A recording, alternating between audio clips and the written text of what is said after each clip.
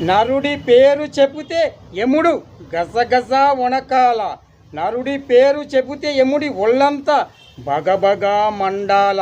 నరుడి పేరు చెబితే యమలోకం దద్దరిల్లిపోవాల.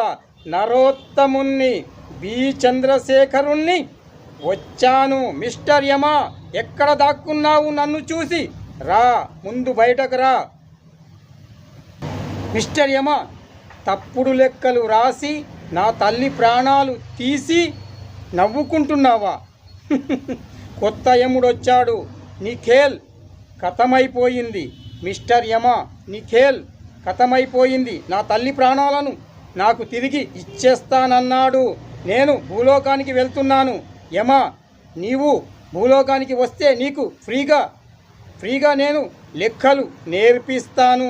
మా భూలోకానికి రా, ఫీజు తీసుకోకుండా నీకు ఫ్రీగా లెక్కలు